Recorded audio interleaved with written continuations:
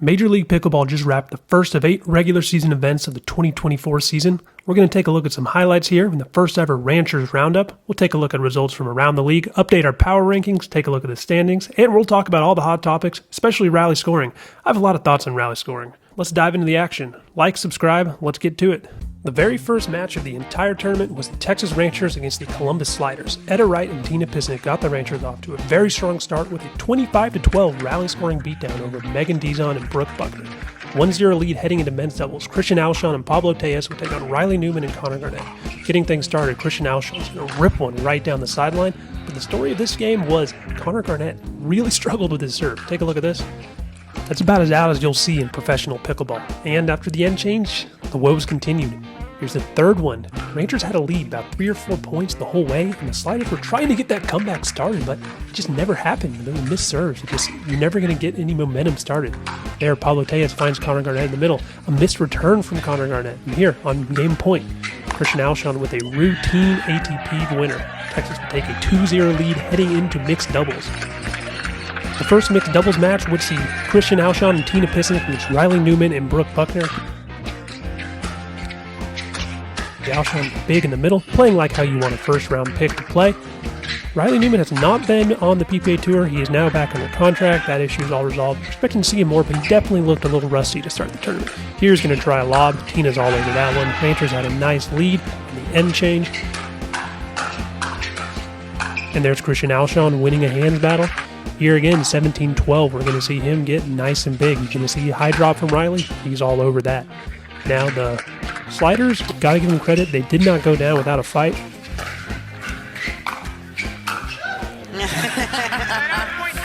Look out! It felt good for Riley Newman. High-pitched scream, Christian Alshon? I think it was. Yeah. I heard a high-pitched yelp. High-pitched yelp aside, the Rangers would close it out on the very next point. Tina Pisnick on the counter, Christian Alshon hitting it right down the middle.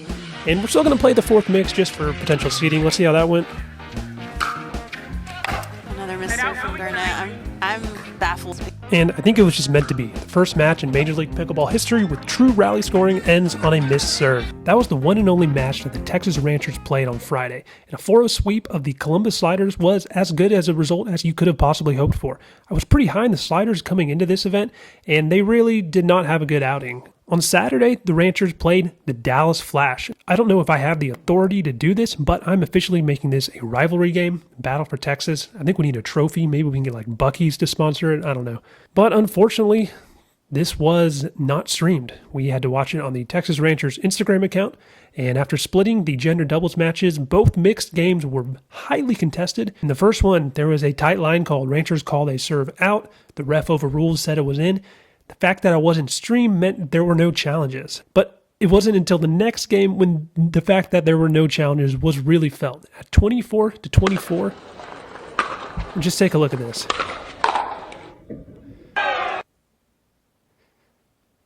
Now, J-Dub's not a guy who has a bad reputation for line calls at all. In fact, after the Ranchers shared these clips on their socials, I posted a few to Twitter. There were a lot of people coming to their defense, and I got to agree with that. I don't think this was intentional. It's just the league putting their players in a tough spot. That said, in my admittedly biased opinion, this ball was definitely in, and it was just such a high leverage point, not having the challenge system up and running. When you only have 2 courts going, anyways, if Ranchers would have won either one of those mixed games, they would have been able to force a dream breaker and at least escape with 1 match point. Keep in mind, you get 3 match points for winning without going to a dream breaker. You get 2 match points if you do win the dream breaker. You still get 1 match point even if you lose the dream breaker, and you get nothing if you lose before the dream breaker. So Ranchers loses 3-1, no points. The Ranchers' second match of Saturday would be against the St. Louis Shock. That's Anna Bright and the relatively unknown Kate Fahey, and then Gabe Tardio and Hayden Patriquin. Now, I'd never seen Kate Fahey play before, and I don't know if the Ranchers had either, because they sent a lot of dinks her way, hoping to maybe get some freebies, but she did not give them much of anything to work with. Here, Anna Bright's going to speed up, a little step back, 2-hand backhand. Tina's normally on that, but was not on her best game today, and that's kind of be the case for the Ranchers in general in this match. Here again, sending a lot of dinks Kate's way, seeing if she'll give you anything. And Anna Bright, hey, that looked kind of familiar. And this was kind of the theme of the match. Here we are late, 21-20, sending a lot more dinks Kate's way. You can tell Anna wants to get there, wants to get into the middle, and she's able to here. Again, Tina unable to counter that one. Anna was very good today. She actually went 10-0 in the entire event, did not lose a single game. Again here, getting big with the forehand. However, the Ranchers were the first team to get a match point, or rather a game point here. At this point in time, I realized, okay, Kate Fahey, she's pretty solid. That's a little two-hand backhand counter to tie the game back up. And at this point, I realized, okay, Kate Fahey is pretty freaking annoying to play against. She just got everything back. So did Anna here, resetting, getting back up to the kitchen after Ranchers had an advantage. Well, yeah, more dings. A lot of dings. A lot of dings. This was probably the longest rally I watched of the entire tournament. But there's the ATP edit with the smash. Oh, can't do anything with it again.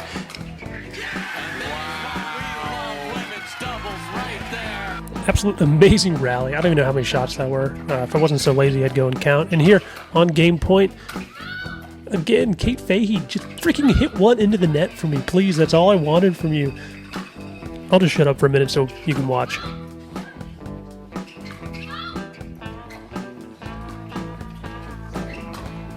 And it's that same two-hand backhand speed up when they're trying to put it behind Anna. She was not afraid to pull the trigger on that. Here in men's doubles, some sloppy play early, getting off to an early 6-0 deficit. We're going to get a little tag from Hayden on Pablo. Going to get some things going, a little Ernie from Alshon. But every time the Ranchers started to build something, started to try to cut into that deficit, they just couldn't seem to overcome their own unforced errors.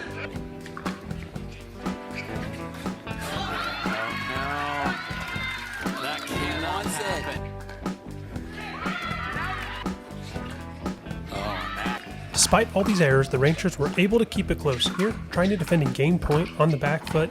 Alshon with a good get there, trying to work their way up to the kitchen, and Hayden just catches them in transition and dumps it into the net. So, down both gender doubles games, and is now up to mixed to try to force a dream breaker by winning both matchups. The first matchup was Tina Pisnik, Christian Alshon against Gabe Tardio and Kate Fahey. Ranchers find themselves in an early deficit here. Christian Alshon really wanted to get involved, maybe trying to do just a little bit too much. However, he is your first round pick. You want him being aggressive, so maybe you gotta live with some of these mistakes. There's a little earning from Gabe, but wait. Gabe, I got news, bro. After the end change, it was still tight, but now we're starting to see Christian Alshon take over a little bit. That's kind of why you got to live with some of those earlier errors of aggression. You want him taking up as much space as possible. That's why you took him first overall. Here, Ernie attempt. Tina's going to fill in. Alshon again, covering as much court as possible. Again, probably to a fault. Dave Fleming loves a good eye formation. We get into a little hands battle. And, yep, Gabe gets that one. Later, 2019, St. Louis with the lead, getting into those clutch points. Every point from here is just so high leverage. Tina looking much sharper than she did earlier. Able to get the resets much more up to par with what we'd expect from her. And get into a little bit of dinking. Wasn't as much dinking this game, and finally Kate Fahey puts one in the net. Could have used a few of those in women's doubles. Ranchers now with the lead, 23-22. Alshon right down the middle. However, Shock aren't done yet. Tardio finds the put away. Here, get into another rally, and it's the same shot, but this time it's deep, 24-24 now.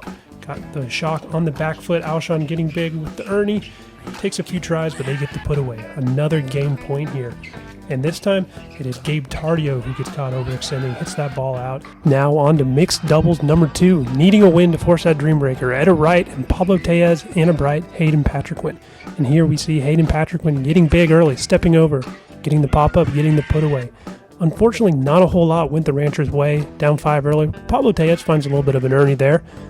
However, Anna Bright just too good, as I said, undefeated this entire event. Hayden Patrick-Wynn playing the back corner there. It's never really cut into that deficit, not a whole lot of drama here. 25-17 victory. So after a very strong Thursday 4-0 victory over the Columbus Sliders, Friday was kind of a disaster with 2 3-1 losses. Now, 3-1 losses look like blowouts on paper, but as we've seen, there can just be a few points that if you swing, all of a sudden everything's different. We saw that in the Dallas Flash game, with maybe a few calls that could have gone either way. And then we saw that women's doubles game really was the crucial game in this match against the Shock. Anyways, it was time to regroup, had Saturday off, and back in action for the final match of the event on Sunday against the Orlando Squeeze. Up first, we had men's doubles with Pablo Tellez going up against Federico Straxford, notably, of course, because they have just broken up as a partnership on the PPA Tour. Here we had some line call drama early. Hey, what do you know? The technology does exist. And sure enough, this call was upheld as out by the Ranchers. Anyway, jumping ahead now to 17-17. This was a fantastic game. We're going to get a little hands battle between the former partners with Pablo Tellez coming out on top of that one. Ranchers take a 1-point lead. However, Tyson McGuffin backhand flick finds Pablo, who sends it deep. And here, again, Tyson getting the pop-up. Oh, a little shimmy. And a little shimmy from Tyson. You know him. I guess he's still pretty electric after all. There, Alshon deep on the counter. Starting to look pretty dire. Orlando, 23-20 lead. Crucial point here. You cannot go down 24-20. You've got to kind of make your move before you get to that game point. And Alshon's able to find the back corner. A little chest bump action. Here we go, battling back again. Alshon, big drive in the middle. Ranchers still trailing, drop to the corner. Federico's dink too high. Alshon finds the put away. We've now got a tie game. Actually, Ranchers take a 1-point lead here with the first game point chance here. However, Federico Staxford is going to just find an absolutely sick put away volley there. Send Alshon into the stands. We've got it tied up again at 24-24. There's Tyson McGuffin with a definitely not illegal serve. And Federico wide on the counter. Second game point here. Alshon's going to find Federico Staxford. Cross-court speed up. That'll do it. What a rally for the Ranchers. Back and forth we went, but ultimately... Are they having words? It is the Ranchers. Oh, and Fed and Pablo. In women's doubles, Tina and Etta absolutely cruised through Paris and Vivian. It was all Etta right. I mean, here, smashing a winner right down the middle. Paris really wanted to make this cross-court speed up at Etta work. She just was not having any of it. I mean, she tried this 5, maybe 6 times and had the same exact result every time. Etta just says, no thank you, ma'am. Ranchers with a nice lead, and after the end change, there is Etta Wright with an Ernie. A few points later, we get an ATP. We get Tina backfilling. We're just going to get a good little teamwork. Takes a few shots, but they're going to find the winner right down the middle. Cruise to an easy 25-18 victory. Now it is 2-0 heading into the first mixed doubles match. Squeeze need to win both of these just to force a dream breaker. And this game was tight right up until the end change. Ranchers went on a bit of a run. They were very aggressive with their speed ups and did not really give the Squeeze too many opportunities to attack themselves here with the counter winner for Alshon. Frustration definitely starting to set in for Federico Staxford there. Already losing to Pablo. Here's a fun one. Paris with a great get. Another great get. Maybe they could somehow get back into this. Yeah. Was not meant to be. The Ranchers lead got up to as high as 6 points. Orlando is trying to make a bit of a run here. Crucial point here again. We saw this same exact score for the men's doubles with Alshon and Pablo able to come out on top here. Ranchers get them on the back foot. Maybe let that one get away. Could have probably done more with it. Squeeze are going to be able to work themselves back in. Remember, you got to make your move before it gets to 24-20. This is an absolutely crucial point for the Squeeze.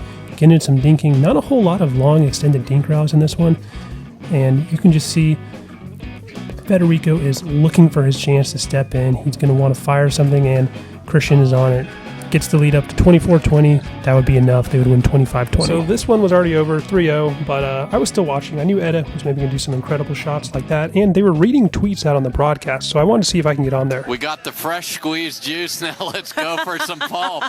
There's our man, Matty Pickles, cheering on the Ranchers out there. There you have it. Mission accomplished. However, Ranchers still had a mission to accomplish. Pablo with a great get, fast hands. Etta on the counter, right down the line. Still, it was tight late, 22-22. Pablo's going to drive it. Etta's going to crash. Booyah. That would do it. Fist pumps for everybody. So, all in at MLP Atlanta, the Ranchers went 2-2, and they escaped with 6 match points. Now, I had them in my A tier, so this might be a little underwhelming from what we were expecting there, but I think we're going to look back on this event and see they had a pretty tough schedule. The teams they played are all solid. Maybe the sliders aren't quite as solid as I thought they would be, but still, all the games were very close. There wasn't really a blowout. Even the 3-1 losses, as we saw, could have easily swung the other direction. The Ranchers, in terms of points won in each game, they actually had the second best overall differentials. I think there are a lot of positives to take away, even if the 2-2 result isn't quite what we were hoping for. So let's take a look at the entire standings here. Pickleball's #1 nerd, Real Clear Stats. He's put this together sorted by points per match. Since there's a large discrepancy in the number of games teams have played, it's just hard to actually compare the event score as standings. So we're going to look at that per match number. And right away, the St. Louis Shock, easily the winners of this event. They went 4-1. Regrettably, right before this event started, I bumped them down into my C tier, swapped them for the Orlando Squeeze. New Jersey Fives, 3-0. However, all those were in Dream Breakers, so they only got 2 points per win. Inley Waters went 6-0. She won every single game she played, whereas Zane Navratil went 0-6, losing every doubles game he played. If Zane can put it together with Will Howes or Mari Humberg and start to win, and I think that team's going to be very dangerous. The DC Pickleball team started off with a kind of head-scratching loss against the Columbus Sliders. The Sliders kind of had a little bit of advantage, though. That was their 4th game. It was DC's 1st game. The concerns there was that James Ignatowicz had not been fully healthy yet, and we haven't really seen Rachel Rohrbacher as the number 1 option. But they looked up to the task, coming away with a 3-1 record. I had the Dallas Flash as my top team, and I don't think that was a terrible pick in hindsight. I just think that what we saw from them is kind of what we're going to see from them the rest of the season. They're going to look very dominant for stretches, but then they're going to have some head-scratching losses. LA, Orlando, Columbus, Arizona, and New York all came away with losing records. I think the Sliders have to be a little concerned. Apparently Megan Dizon was not healthy. Riley definitely looked rusty, and Connor Garnett's got to get a serve in. Oh my gosh! Oh no. What in the world? If they can start to fix all those issues, I still think there's a lot of potential on this team. Arizona Drive was another just very disappointing outing for them. When you draft 2 men with the 9th and 13th pick and put that much draft capital into those 2 spots, you really need them to perform better than this. Also, a little bit of controversy. MLP released a statement. They found a sticky substance on a paddle. It's being reported that that is Andre Diascu's paddle. It's unclear what, if anything, is going to come from this, but just a situation to keep an eye on. And last, the New York Hustlers really had a tough time, which kind of bums me out. I really like this team. CJ Klinger and Jack Sock. It's pure entertainment. Ryan Harwood has been muzzled.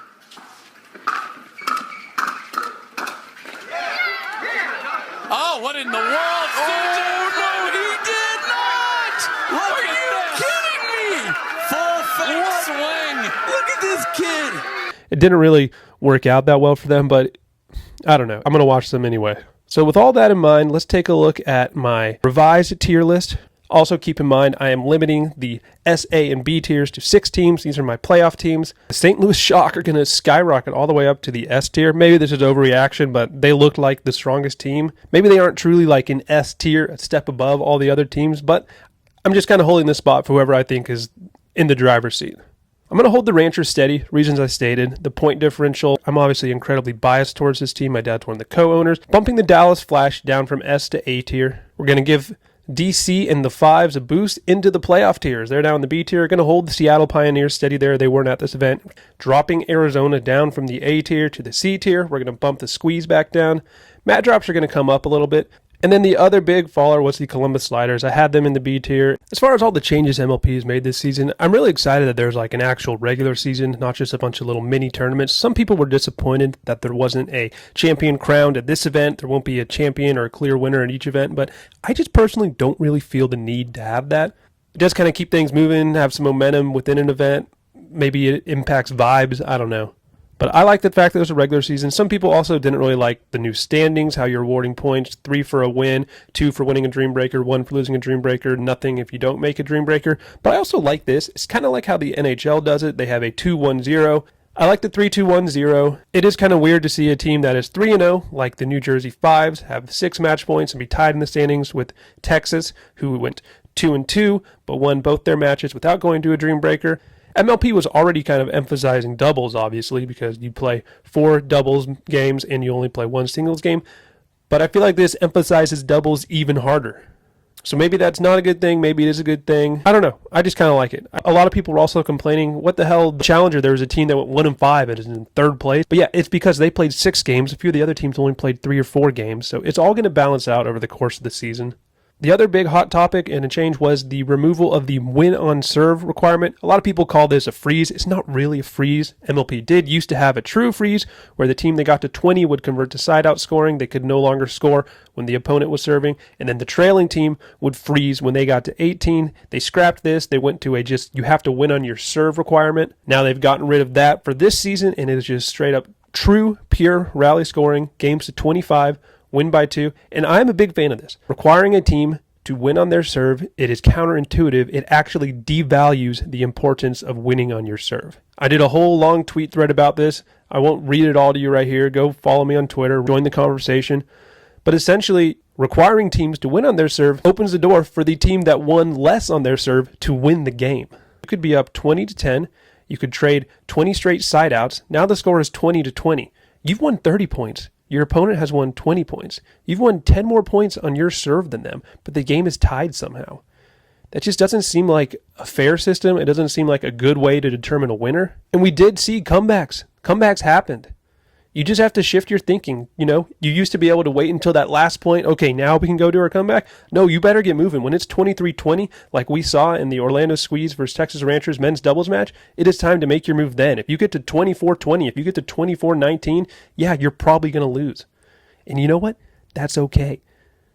If you've played 35 to 40 rallies and your opponent has scored 5 or 6 or 7 more points on their serve than you, you deserve to lose.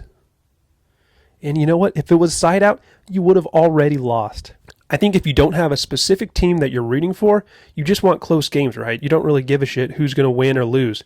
But when I'm rooting specifically for the Texas Rangers and the old system, when we were up 20-13 and all of a sudden we just throw a lifeline to the other team and they start coming back, it doesn't really feel earned, and it really would just piss me off to no end. A lot of people say, there's going to be fewer close games, there's going to be more blowouts, but I think it's already being overstated.